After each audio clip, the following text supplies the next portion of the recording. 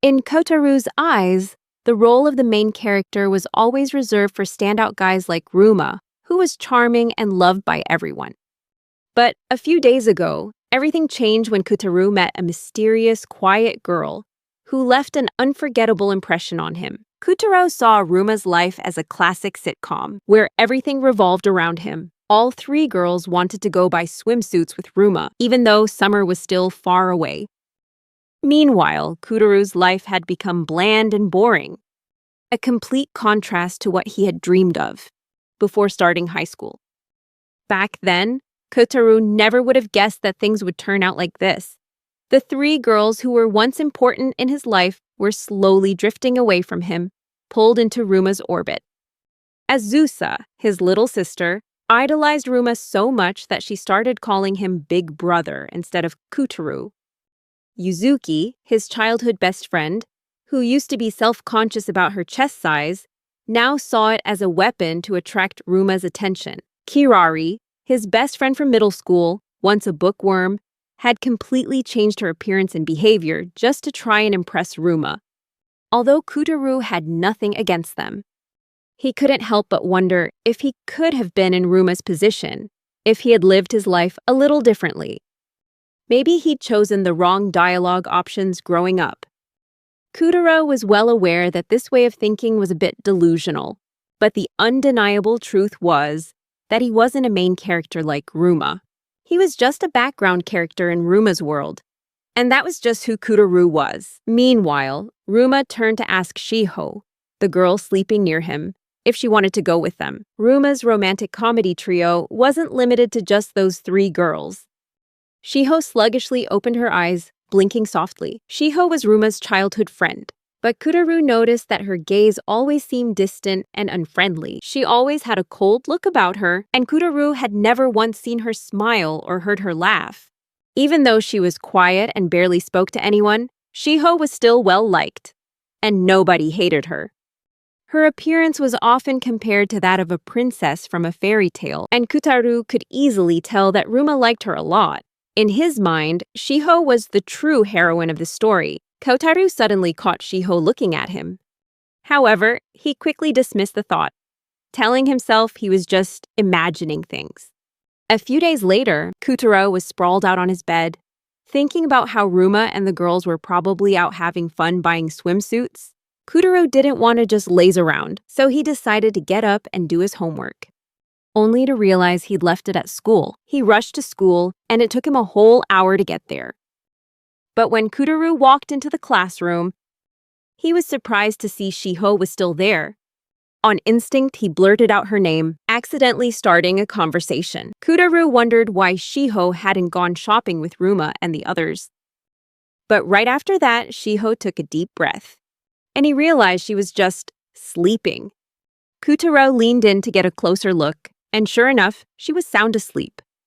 Looking at the clock, Kotaro realized it was almost sunset. He was worried that Shiho might be in danger if she went home late. So he decided to wake her up. He leaned in closer to call out to her, but just then, a sudden gust of wind blew the curtain away from Shiho. Kotaro tried to push the curtain aside, but his hand accidentally brushed against her skin. It was this very touch that woke Shiho up. She opened her eyes, blinking once, while Kotaro quickly pulled his hand back. Afraid he'd be accused of doing something inappropriate, he frantically explained that he didn't have any bad intentions. But before anything could be cleared up, Kotaro turned and ran. Shiho jumped up to chase after him, but unfortunately, she tripped over her chair and fell flat on the floor.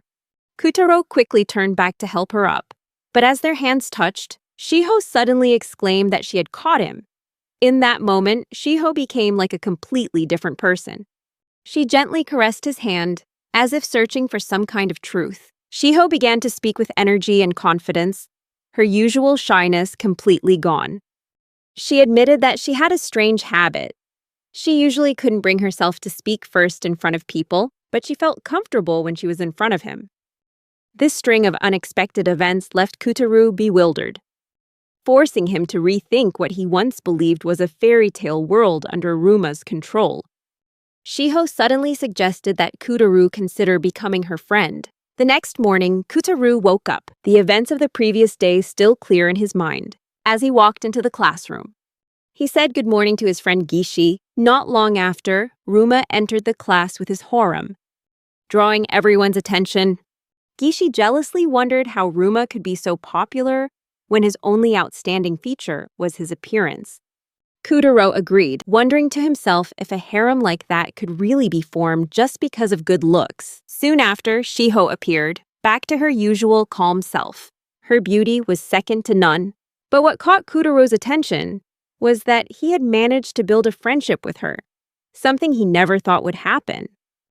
Even so, he still felt that he and Shiho lived in two completely different worlds. Because of that, he tried not to draw too much attention in case she suddenly decided to start a conversation with him. When lunch break came, Shiho approached Kutaru with an annoyed look on her face. She complained that they had agreed to be friends. Yet he hadn't made any effort to talk to her. Kutaro, who had assumed Shiho was shy, only wanted to avoid making her feel awkward by talking in a crowded place. While that was true, Shiho wanted him to talk to her no matter where they were. However, Shiho was relieved to know that Kutaru wasn't talking to her because he was worried about making her uncomfortable, not because he hated her. This made her secretly happy because she had been afraid that he didn't actually want to be her friend. Kutaro reassured her that he didn't hate her at all and hoped they could get along better from now on. Shiho had a serious expression, but her eyes were full of anticipation. She suggested they start calling each other by their first names to get closer. She gently tugged on his sleeve, urging him to call her Shiho. Kutaro obliged, calling her name, but even though she was the one who suggested it, it still made Shiho's little heart flutter.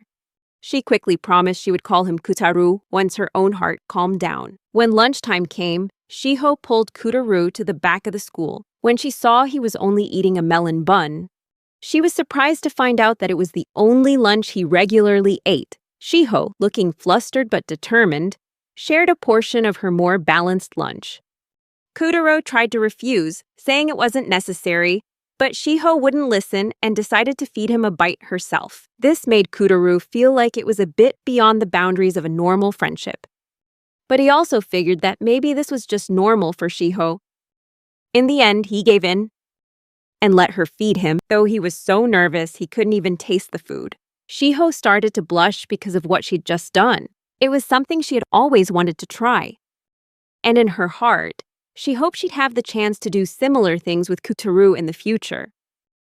Even though they had only been talking for a day and a half, Kutaru found it strange having Shiho around, as if everything became more peaceful.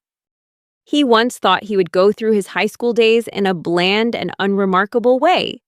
But ever since Shiho appeared, he felt that his life was about to change completely. Shiho, with a mischievous look on her face, playfully asked if his heart was pounding when she fed him. Kutaro immediately denied it, but Shiho smiled and reminded him that her ears could hear everything, including his heartbeat. This reminder made Kutaro recall the story Shiho had told him yesterday.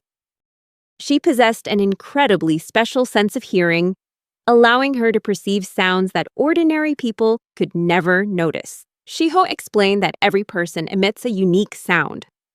Gentle people create a clear, pure sound, while scary people sound like fingernails scratching on a blackboard.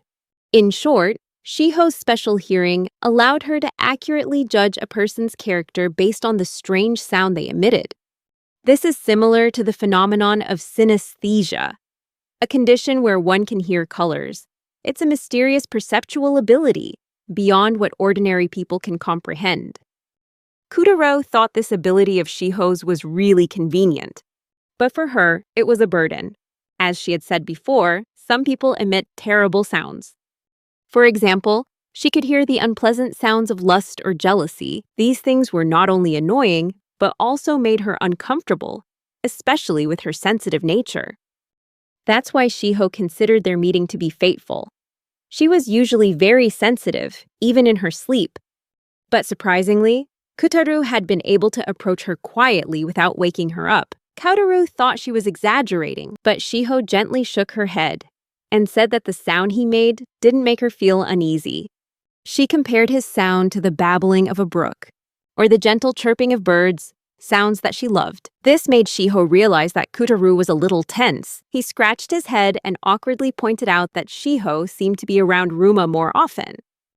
However, Shiho revealed that Ruma emitted a very unpleasant sound, which made her uncomfortable. Suddenly, the sound of footsteps echoed nearby. Shiho immediately recognized who was coming, and she hurriedly told Kutaru that she needed to avoid them. Just then, Ruma and Azusa appeared around the corner of the hallway, catching Shiho and Kutaru standing next to each other. Ruma immediately became furious, demanding to know who Kutaru was and what he was doing with Shiho. He even accused Kutaru of plotting something sinister by bringing Shiho to such a secluded place. Kutaru could only stand there confused, wondering why those two were here. Meanwhile, Ruma didn't care, shoving Azusa's hand away and striding quickly towards Shiho, leaving Azusa standing there with a look of utter disappointment. Kutaru glanced at his sister, Azusa, and immediately realized why she was there. Azusa had planned to confess her feelings to Ruma. That's why she had brought Ruma to the spot, but unfortunately for Azusa, Ruma only had eyes for Shiho. Azusa had gathered all her courage to get this far, and Kutaru didn't want to be the reason his sister's heart was broken. Kutaru quickly explained to Ruma that he hadn't laid a finger on Shiho, but Ruma didn't believe him and continued his accusations. Kutaru insisted again that he hadn't done anything. But just then, Shiho started to flush, feeling dizzy. Kutaru remembered what Shiho had once said about Ruma, that the sound he gave off was incredibly unpleasant, so much so that his mere presence was enough to make her feel unwell. Seeing that things were getting bad, Kutaru blocked Ruma's arm, volunteering to take Shiho to the nurse's office. However, Ruma accused Kutaru of being the one who made her sick. He continued to order Kutaru to get out of the way, but this time, Kutaru stood his ground, not backing down. As Shiho tried to walk to the nurse's office on her own, Ruma turned and demanded that Azusa take her instead. Kutaru tried to explain that Azusa had something important to tell Ruma, but he completely ignored him. Although reluctant, Azusa did as Ruma said, and helped Shiho away from there. Kutaru watched them go, feeling he had to do something to protect Shiho as best he could. Unable to take it anymore, Kutaru confronted Ruma, asking why he was interfering so much when he and Shiho obviously weren't dating. Ruma immediately declared that as Shiho's childhood friend, he was the only one who had the right to protect her. Ruma proclaimed that Shiho was both weak and lonely, something only he could understand. And in the entire world, he considered himself the only one worthy of being by her side. Kutaru could barely contain his disgust. He knew that every word out of Ruma's mouth was a lie. What he said about Shiho was completely wrong. Shiho was a shy and anxious girl, but she was by no means weak or helpless. She could laugh and have fun just like any other girl. Kotaro now saw Ruma for what he truly was. He was a self-righteous, conceited main character who thought the entire world revolved around him. Ruma might be a good person, but at the same time, he was also a bad one. Kotaro couldn't let Ruma keep showing up around Shiho. His problem now was how to resolve the situation. And his plan was to erase himself from the story.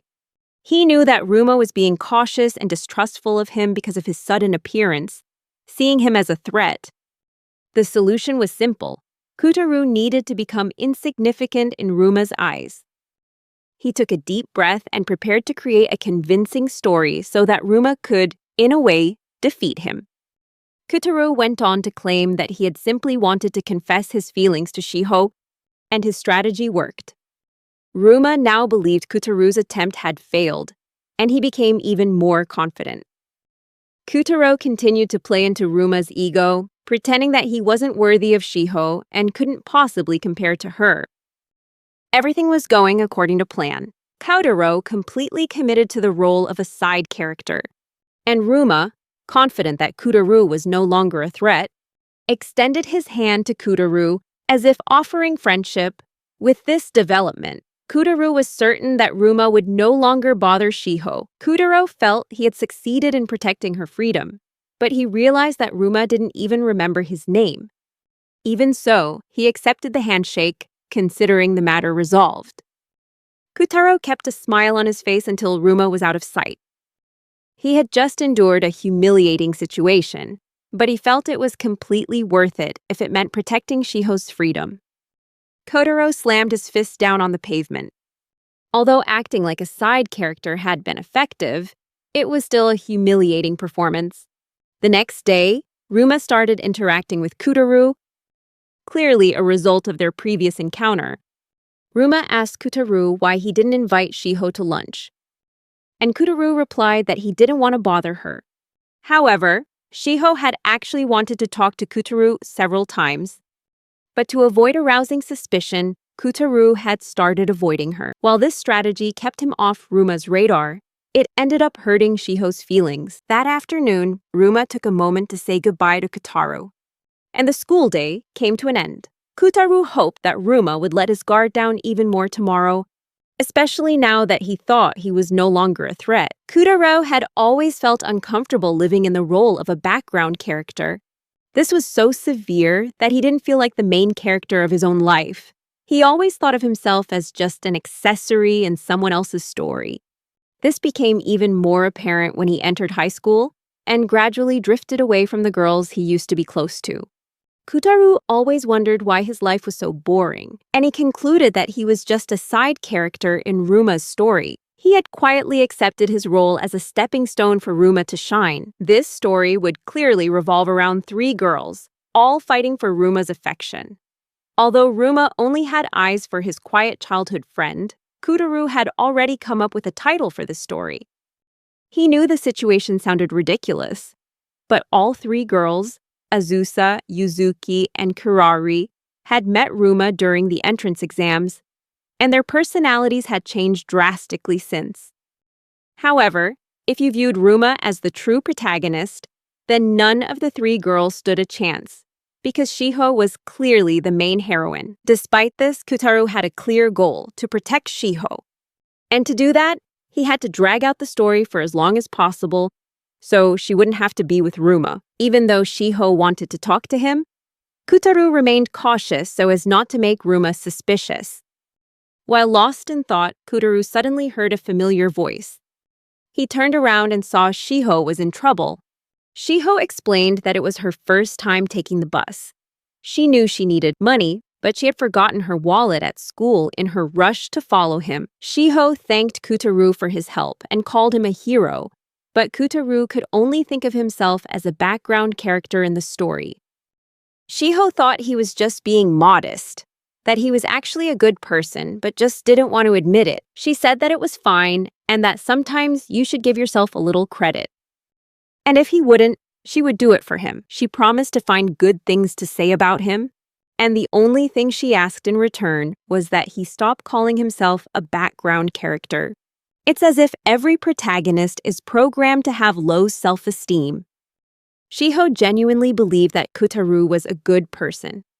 And because of that, she wanted him to at least believe in himself, too. Although Kutaru couldn't help but feel like he was just a background character, Shiho's words of encouragement made him reconsider, even if just for a little bit. Shiho came to visit Kutaru's house. She walked into his living room, and Kutaru told her to have a seat while he went to get some snacks. Shiho asked when his parents would be home, as she wanted to properly introduce herself as his good friend. Kutaro doubted she could actually do it, since she was pretty shy, but Shiho insisted that she could. Kutaro told Shiho that his parents were currently away on a business trip, which left her a little disappointed.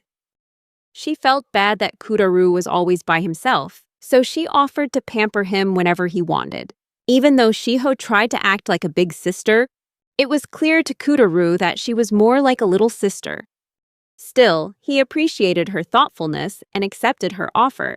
Although Shiho was pretending to be the older sister, Kutaru just couldn't see it that way. He couldn't help but compare how Shiho was acting now to the way Azusa used to, which gave him a strange sense of comfort. After they finished their snacks, Shiho moved on to the most important part of any house visit. She asked where his room was. Without a moment's hesitation, she ran up to the second floor. Shiho found that Kutaru's room was filled with bookshelves. She asked him if he liked to read, and Kutaru said that he did. Shiho remarked that she doesn't read much herself, usually watching anime plays or playing games instead. She also noticed that Kutaru didn't have any games. Kutaro apologized, saying his room was probably boring. But Shiho didn't understand why he felt the need to apologize for that. She didn't think the room was dull at all. She was genuinely interested in him, and she wanted to understand him better. If he really thought his room was boring, then they should just liven it up. She suggested bringing over some games and other fun things, and Kutaru was excited by the idea.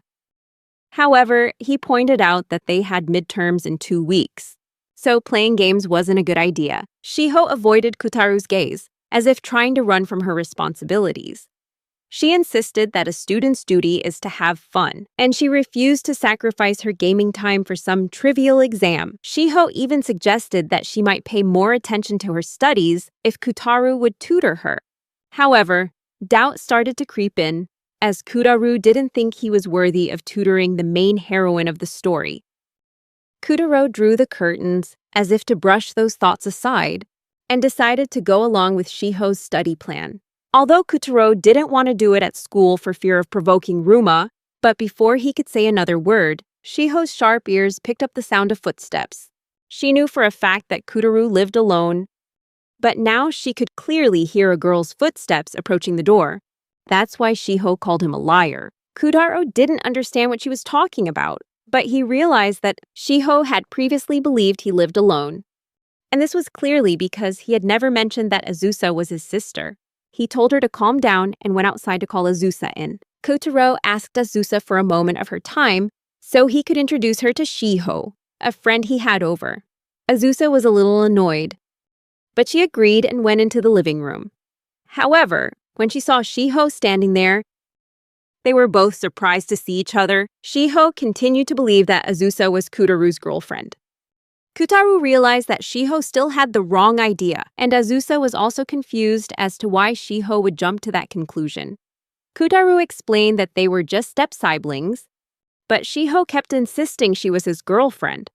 What was going on in her head? Realizing he couldn't change Shiho's mind on his own, he asked Azusa to help explain. Azusa bluntly told Shiho that they were just family, nothing more. This isn't some kind of romance manga. Shiho finally started to listen to reason, realizing they weren't that close after all. After Kutaru and Azusa confirmed they were just siblings, an embarrassed Shiho crawled into Kutaru's bed, hugging a pillow tightly, and she rushed out of the house, refusing his offer to see her off. Unfortunately, she tripped on the stairs and took a tumble. Afterward, Kutaru returned to his room, lamenting the loss of a pillow. Azusa asked him if Shiho was okay, and Kutaru said that Shiho's mom was coming to pick her up. Azusa asked about Kutaru's relationship with Shiho, as she hadn't expected them to be that close. The conversation grew tense, something that had been happening for the past 2 months. Suddenly, Azusa asked Kutaru if Ruma knew about the situation. Kutaro realized he'd been too careless. He was well aware of the romantic dynamics between Azusa, Ruma, and the others, but now that Azusa knew he and Shiho were getting close, she could completely mess things up. However, Kutaro doubted Ruma would give up on Shiho that easily. It was more likely that Ruma would just become even more determined to pursue her. Kutaro begged Azusa to keep his relationship with Shiho a secret because he absolutely could not let Ruma find out. Azusa tried to calm him down. She didn't understand why he was so worried. But if he wanted to keep it a secret, she would help him. Knowing about it didn't change anything for her. In the end, Azusa's goal had always been to make Ruma fall for her. Kutaro realized the sincerity in her words, something he had never understood before. Unlike him, Azusa faced her problems head-on. Kutaro apologized for misunderstanding her, but Azusa couldn't understand why he was the one apologizing. Azusa returned to her room, and Kutaro encouraged her to do her best. Even though he considered himself a failure as an older brother, he still wished for Azusa to find all the happiness in the world. As Azusa closed the door, she was surprised that Kutaro wasn't angry with her. She had said such hurtful things to him, yet he still acted like a true older brother. Before the marriage between Azusa's father and Kutaru's mother, Azusa had a biological older brother. She trusted him more than anyone, and he was always by her side. She relied on him more than anyone else in the world. One day, that brother passed away. Azusa was just a child then, and kept waiting for him to come home. But she couldn't understand why he never returned. She began to blame herself for the reason he wasn't coming back. Azusa asked her father if her brother would come back if she behaved, but he couldn't answer her. From that moment on, it was as if time had stopped for Azusa. Her body's growth slowed, as if reacting to her heart. When her father remarried, he hoped it would be a turning point that would help her change, but that hope never came to fruition. Azusa now had Kutaru as her older brother, but over time, she felt he didn't quite fit the image she expected. An unsettling feeling grew inside her, and she began to think that Kutaru wasn't the brother fate had intended for her. Not long after, a boy who looked just like her brother appeared. Although Azusa didn't hate Kutaru, he was completely overshadowed by Ruma. Azusa felt an intense pull toward Ruma, so strong that everything else became insignificant. Azusa wondered what would happen if she told Ruma about Kutaru and Shiho, though she didn't actually intend to do it. However, she started to wonder if Kutaru would start spoiling her like he used to. The thought was tempting. But then she suddenly heard him telling her to do her best. All the schemes and calculations in Azusa's mind vanished. She walked back to her room in her bunny slippers and closed the door behind her. She had promised not to say anything, and she would keep that promise. While Shiho was busy playing on her phone, Kutaro came up with a crazy idea. They should start studying. Shiho explained that she was using an educational game to study while raising a digital horse, but Kutaru thought they should study with official materials. Shiho shrugged. She hated studying and thought it was completely useless. If she had to do something pointless, she'd rather play on her phone, which was at least more fun. Kutaro tried to tempt her with the promise of cake. Shiho's mouth began to water just thinking about that box of cake. However, Shiho realized she was being tricked into studying and pulled her hand back.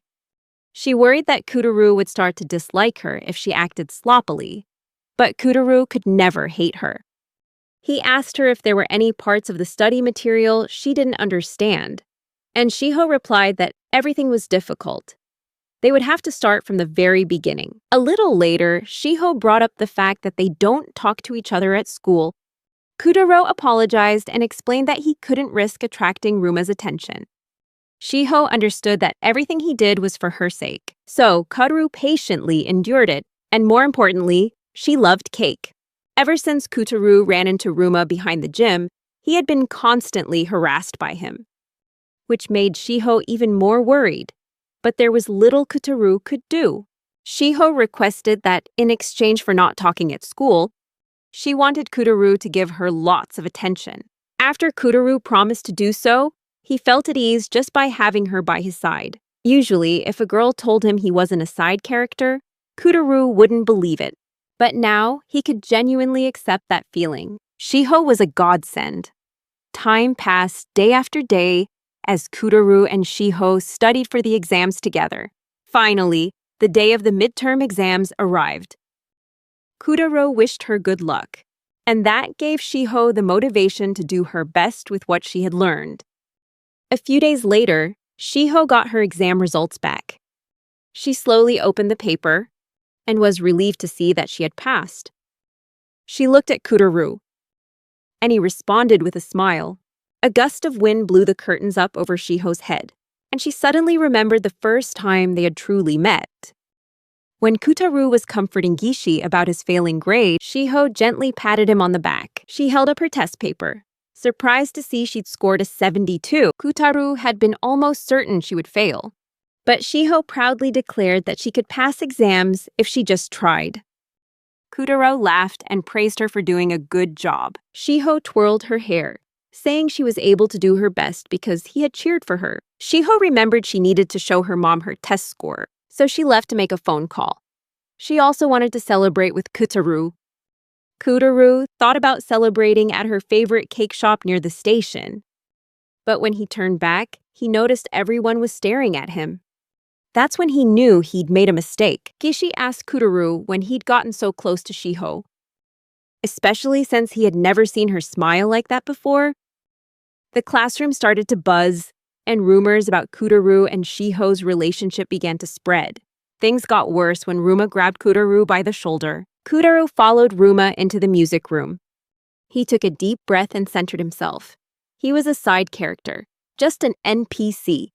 As he entered the room, Kutaru asked Ruma what was going on. Ruma sat down and asked him what he had done with Shiho. Kutaru explained that he only asked her about her test score, and she was just happy that she'd gotten a good grade. Ruma didn't believe it. He knew that Shiho only smiled at people she trusted. Even Ruma had only seen her smile once when they were kids, and he'd assumed it was because he, as her childhood friend, was special to her. But somehow, Kutaru had made Shiho smile. In other words, Kutaru's efforts to win her attention had succeeded. This meant Kutaru had now become a threat. Kutaru tried to act like he didn't understand what this was all about, but Ruma's gaze was sharp. He'd always gotten the cold shoulder from Shiho, but now he could clearly see she was starting to get close to Kutaru. Ruma blamed himself for having neglected her. Kutaru realized that things were starting to get out of his control, and when he accidentally bumped into the metronome, its sound only added to the tension in the air. Ruma declared that he was no longer satisfied with just being Shiho's childhood friend. Now, Ruma had feelings for Shiho too. This was the worst-case scenario Kutaru had been trying to avoid. From now on, he would pursue Shiho as a man. A showdown between the two of them had begun. Kutaru tried to think of a way to protect Shiho, but suddenly, someone called his name. Just as Kutaru was about to leave, Ruma called out to him by name. This time, he held out his hand, but not as a friend. They were now rivals, competing for Shiho's affection. Kutaru got off the bus, his face filled with regret. Earlier, Ruma had declared he would confess his feelings to Shiho during the school trip. Kutaru tried to talk him out of it, feeling it was still too soon. He wanted to understand her better before taking such a huge step. But Ruma was Shiho's childhood best friend. He knew her well enough to make a move, or so he thought. Ruma already saw Kutaru as a rival in this race, and he expected Kutaru to face him fairly, without resorting to any dirty tricks. Kutaru tried to stop Ruma from going through with his plan to confess, but Ruma's mind was made up. He turned back and challenged Kutaru to a competition to see who Shiho would choose during the school trip. Kutaru regretted his words, as they only fanned the flames of Ruma's competitive spirit. Kutaru's shyness and passivity had failed him. His thoughts were more clouded and sluggish than ever, while Ruma had been brimming with confidence from the very beginning. It was as if the plot itself was pushing Ruma forward, while side characters like Kutaru were destined to be left behind. It was his failure, and Kutaru wondered how he was ever going to face Shiho. Kutaru stood facing Shiho on the landing of a winding staircase. He asked her what she was doing there, and she told him to sit down. Kutaru obediently sat down on a nearby bench, and Shiho comforted him, even though she didn't know exactly what was upsetting him. What she did know was that she was there for him. Shiho asked him to tell her everything, because he was important to her. Kutaru was taken aback that she could understand him without him having to say a single word. Shiho always knew the right thing to say at the right time, and her gentleness was almost overwhelming for Kutaru. Kutaru told Shiho that he had talked with Ruma right after she left. She immediately realized that Ruma was planning to confess to her. Based on Kutaru's hesitation and the fact that she already had an inkling of Ruma's feelings, Shiho wasn't as foolish as Ruma. She knew this day would come. Although she had tried to show, in her own way, that she wasn't interested in him, Ruma either didn't realize it or chose to ignore it. However, now was the time she had to confront him seriously. Kutaru once again blamed himself for underestimating Shiho's resolve.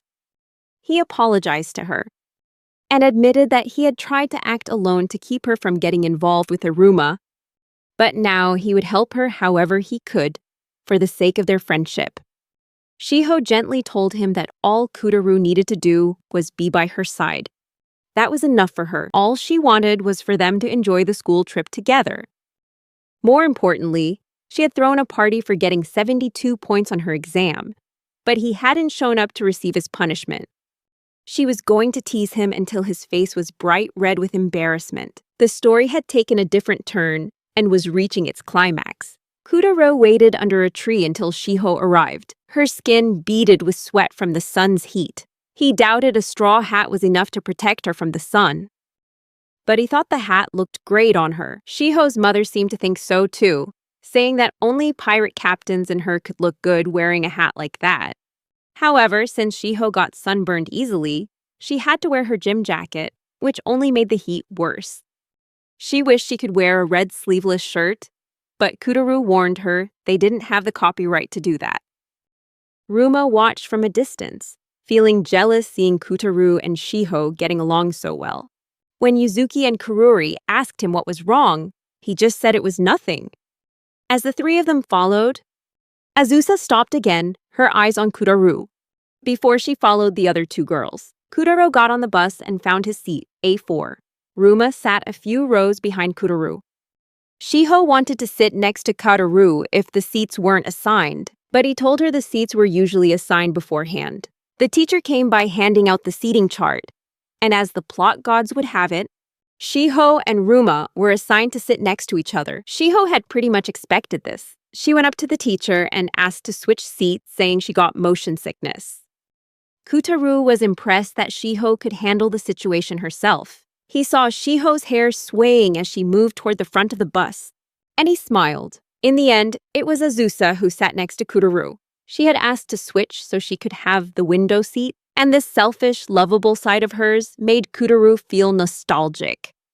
The bus ride to the event venue was relatively quiet. Suddenly, Azusa spoke up, telling Kotaro that Ruma had been in a pretty bad mood lately. He wasn't responding properly to conversations and seemed hesitant and lacking in confidence. She asked him if he knew why, since it seemed to be related to his relationship with Shiho. Kutaro was surprised to realize how close he and Shiho seemed in Azusa's eyes. Azusa revealed that there was actually a rumor going around the class that Shiho was often secretly glancing at him, and that Ruma had noticed it. Just as Azusa had predicted, Ruma liked Shiho, not her. Azusa felt a pang of pain as she realized there was no place for her in Ruma's heart, and she wondered why she had fallen for him in the first place. She told Kotaro that there was a legend, that if you confess to someone during the summer camp's campfire night, you'll have a chance of succeeding. Azusa had prepared meticulously for this moment. She prayed at a shrine and bought a love charm, and she even sought a fortune from an online fortune teller. Kutaro gently encouraged her, but perhaps deep down, Azusa already knew she was heading for failure. While preparing for the class's lunch, Gishi asked Kutaro if he knew how to cook, since it was assumed neither he nor Itu had ever cooked before. Itu hated being lumped in with Kutaro, and just then, Kutaro accidentally dropped an onion, and Shiho quickly picked it up. Kotaro was surprised to see her, but his friends told him that Shiho had been there the whole time. Kutaro asked her if she had been standing behind him all this time, and Shiho shyly hid behind his back. Gishi and Itu looked on jealously. Before long, Ruma and his group arrived, and Ruma shot Kutaro and Shiho a hostile glare. He clapped his hands and assigned everyone their tasks. Ruma and Yuzuki would be in charge of the main cooking, while Kurari would assist them. Ruma assigned Gishi and Itu to rice cooking duty, while he only told Kutaro to take care of the fire. Ruma turned and told Shiho to have Azusa help her peel the vegetables. He showed genuine concern for Shiho's safety, but his level of worry was a bit excessive, as if it were an act of defiance or retaliation. Shiho clung tightly to Kotaro's arm, making sure Ruma had a clear view. Ruma called out Azusa's name, and she followed him in silence. Azusa approached Shiho to wash the vegetables with her, but Shiho showed up with soap and a sponge. As she was about to lather a potato with soap, Azusa immediately took over washing, telling Shiho to peel the vegetables instead. Unfortunately, Shiho had never even heard of a vegetable peeler. Azusa handed her a paring knife, but Shiho still didn't know what to do with it. Azusa asked Shiho if she even knew how to cook, to which Shiho confidently replied that she did, because she watched her mother do it every morning. Azusa was facing a difficult problem, and she didn't know what to do. She rushed over to Kutaru to ask for his help. She pointed toward Shiho and exclaimed that she couldn't handle her. He agreed to take Shiho on, but worried that this might make Ruma angry. Azusa reassured him that something so minor wouldn't bother Ruma. As a result, Azusa was moved to the fire starting team with Kutaru. Moreover, Kutaru realized that Azusa no longer saw Ruma as a perfect being anymore, and he recognized that this was incredibly important. Shiho cheerfully called Azusa Azunyan, a nickname that sounded like it belonged to a little sister with twin tails. Azusa accepted the name, and she ran off to prepare the vegetables. Shiho asked what she should do, but since Kuraru had already started the fire, he told her to just add more firewood. Shiho nearly got burned standing close to the flames, so Kutaru showed her how to do it without getting hurt. Shiho accidentally got some charcoal dust on her finger because Kutaru had forgotten to give her gloves. He rushed to find a towel to wipe her hand, but Shiho playfully pretended to wipe her hand on his shirt. Suddenly, Ruma appeared, clearly angry. After Azusa had just reassured them that Ruma wouldn't make a scene, he demanded to know why Shiho was here. Even though he'd previously told Kutaru to handle things himself, this time Shiho let out a loud sigh to show her annoyance. Yuzuki and Karari came looking for him, forcing Ruma to turn back. The whole group enjoyed the fruits of their labor. Gishi thanked Yuzuki for the meal, though she said that Ruma had done most of the heavy lifting. Gishi liked it so much he asked for seconds. Ruma asked Shiho what she thought of the curry, but she remained silent. Yuzuki and Karari both chimed in, saying how delicious it was. Ruma was desperate to hear Shiho's opinion, but she just said it was average. After they finished eating, the group worked together to clean up their area. Shiho joined Kutaru to help him clear away the firewood, which unintentionally drew Ruma's attention. However, suddenly and unexpectedly, Azusa came to their rescue. She revealed that she was the one who told Shiho to join Kutaru, arguing that starting the fire was harder than peeling vegetables. Besides, the firewood that needed to be carried was heavy. It wasn't a one-person job. Azusa didn't hesitate to challenge Ruma, asking why he didn't just do it by himself in the first place. She went on to point out that Ruma had been acting quite strangely lately. Then Azusa turned and walked away. Kutaru realized that the wheels of fate were turning. Ruma, though a bit flustered, admitted that he had been acting weird, then stormed off in anger. It felt as if Ruma was being backed into a corner.